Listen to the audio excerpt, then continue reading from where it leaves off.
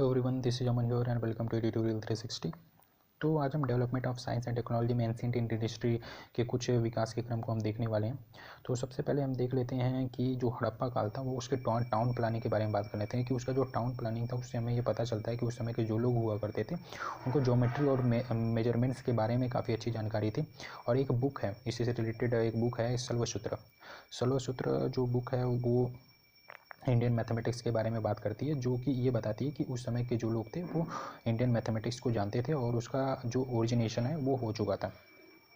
Indus valley civilisation से कुछ excavation हुए हैं, वहाँ से ब्रॉन्ज और कॉपर के आर्टिफैक्ट्स प्राप्त हुए हैं। ग्लेस्ड पोटरी प्राप्त हुई, ग्लेस्ड पोटरी यानी चमकदार धातुएं प्राप्त हुई हैं, चमकदार पोटरीज प्राप्त हुए हैं, बर्तन प्राप्त हुए हैं। उसको देखकर ये पता चलता है कि उस समय के जो लोग थे मेटलर्जी की उनकी काफ़ी अच्छी जानकारी थी, धातु विज्ञान की काफ़ी अच्छी जानकारी थी। जो वैदिक पीपल हुआ करते थे उनको ग्रेन्स यानी गेहूँ को फर्मेंट करना आता था, फ्रूट से उनको लेदर निकालना आता था, और जो लेदर निकला है उसको डाई करने भी आता था, डाई यानी कलर करना भी आता था उस समय के लोगों को। तो ये सारी साइंस एंड टेक से रिलेटेड, विज्ञान से रिलेटेड जानकारियाँ उनको थी उस समय, उसके बारे में हम बात कर रहे हैं। अगर आगे देखा जाए तो फर्स्ट सेंचुरी AD में उस समय के जो लोग हुआ करते थे वो आयरन, कॉपर, सिल्वर, गोल्ड और कुछ एलॉय जैसे ब्रॉन्ज एंड ब्रास का उस समय उत्पादन करते थे, उनसे चीज़ों का बनाकर वो इस्तेमाल भी किया करते थे। अगर शिप बिल्डिंग के बारे में बात किया जाए तो इंडियन कंट्रीब्यूशन में अगर शिप बिल्डिंग के बारे में बात किया जाए तो गुजरात से एक साक्ष्य मिला है, लोथल नाम का एक जगह विटनेस हुआ है जिसमें एक डॉकयार्ड की प्राप्ति हुई है। ठीक है, डॉकयार्ड आप लोग जानते हो कि बंदरगाह से प्राप्ति हुई है, जिससे हमें ये साक्ष्य मिले हैं कि एक देश से दूसरे देश जो ट्रेड हुआ करता था, इंडिया से जो ट्रेड हुआ करता था अदर कंट्री में, जैसे कि मेसोपोटामिया आप लोग हिस्ट्री में पढ़ोगे तो ईरान में वहाँ ट्रेड हुआ करता था, इसके साथ वहाँ प्राप्त हुई है। अब इससे ये हम अंदाज़ा लगा सकते हैं कि उस समय के जो लोग हुआ करते थे वो नाव और बंदरगाह ये सारी चीज़ों को उन्होंने आविष्कार कर लिया था उस समय के लोग, यानी साइंस एंड टेक वहाँ तक पहुँच गया था कि हम जो ट्रेड किया करते थे वो सी रूट के जरिए करते थे। आप सोच सकते हो।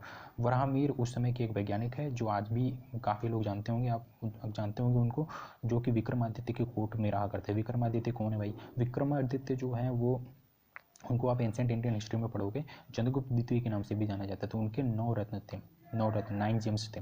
9 जेम्स में से ही एक वराहमीर थे। ठीक है, वराहमीर ने एक बुक लिखी है जिसको बोलते हैं बृहत संहिता।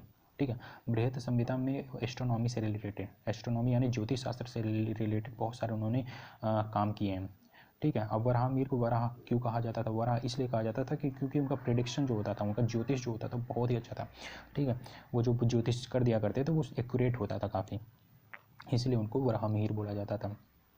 उन्होंने ये भी बताया था कि जो मून है वो चंद्रमा जो है वो पृथ्वी के चारों ओर चक्कर लगा रहा है। ठीक है, और जो सन है उसके चारों तरफ अर्थ चक्कर लगा रही है, उस समय ही उन्होंने बता दिया था। अब ऐसे ही एक हैं बौधायन भी उस समय के काफ़ी बड़े मैथमेटिक्स जानने वाले थे, मैथमेटिशियन थे। पाइथागोरस थ्योरम जो आज के समय में है उसको उन्होंने उसी समय बता दिया था। ठीक है, बौधायन का सल्वसूत्र है, आप लोग अगर उनको देखोगे, आप जानकारी अगर उससे प्राप्त करोगे तो उन्होंने value of pi, Pythagoras theorem ये उस समय ही दे दिया था। अब बात करें मैथमेटिक्स की, एक समरी लिखी गई थी आर्यभट्ट के द्वारा। ठीक है, जिसका नाम है आर्यभट्टीय, उनके बुक का नाम आर्यभट्टीय है, जिसमें उन्होंने जीरो को एक्सप्लेन किया था। ठीक है, जीरो को एज अ सिंबल इन्होंने इस्तेमाल किया था और इससे काफ़ी मदद मिली। ठीक है, काफ़ी मदद किस लिए मिली? अर्थ और मून का जो डिस्टेंस है, जो दूरी है, उस समय एक्यूरेट हमें नॉलेज नहीं था, लेकिन जीरो का जब खोज हो गया तो उस समय इसमें हमें काफ़ी मदद मिल गई। और उन्होंने ये बताया कि अर्थ जो है वो राउंड शेप में है। ठीक है, राउंड शेप में और अपने खुद के एक्सिस पर रोटेट कर रहा है, जो कि आज के जो साइंटिस्ट हैं वो भी यही बताते हैं।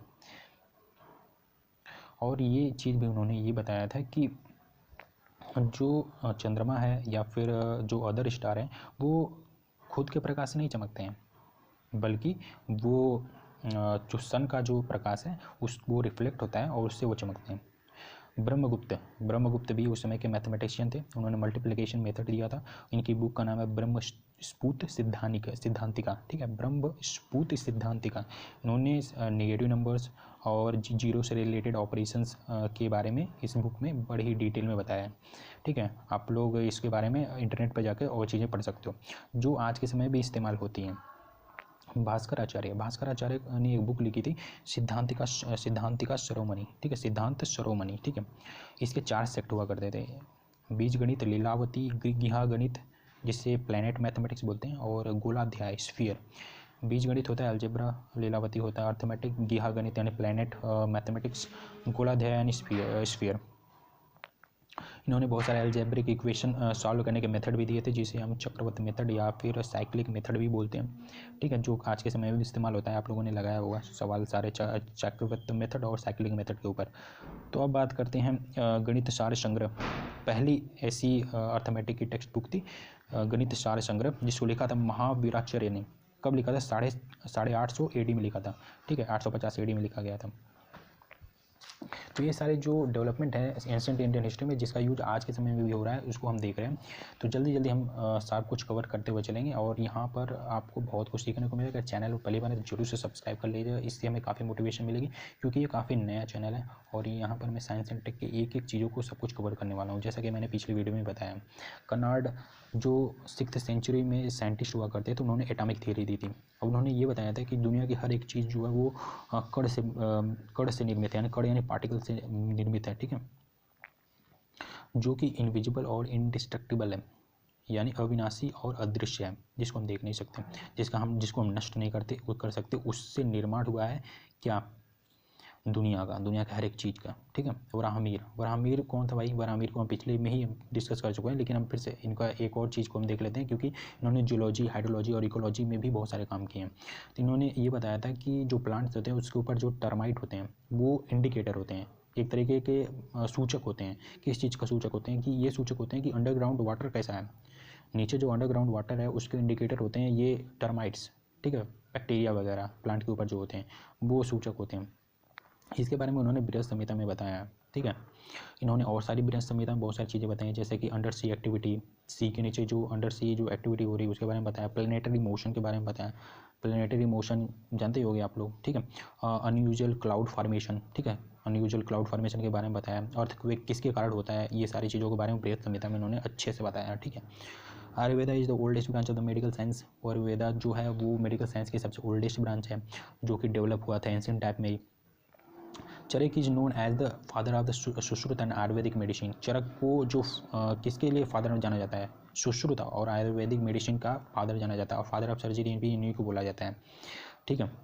इन्होंने fever, cough, consumption, diarrhoea, dropsy, serous, leprosy, इन सारे जो बीमारियां उनके जो क्योर और मेडिसिन के बारे में इन्होंने अच्छे से लिखा हुआ है, ठीक है, अपने बुक में। उन्होंने उसका इलाज भी उस समय बहुत किया था, ठीक। और इसके बाद जो मेडिसिन है और जो लर्निंग सेंटर है उस समय कहाँ पर हुआ करता था? वो हुआ था तक्षशिला और वाराणसी में। तक्षशिला और वाराणसी में जो लर्निंग सेंटर और इमरजेंसी ऑफ मेडिसिन हुआ था, तक्षशिला और वाराणसी में।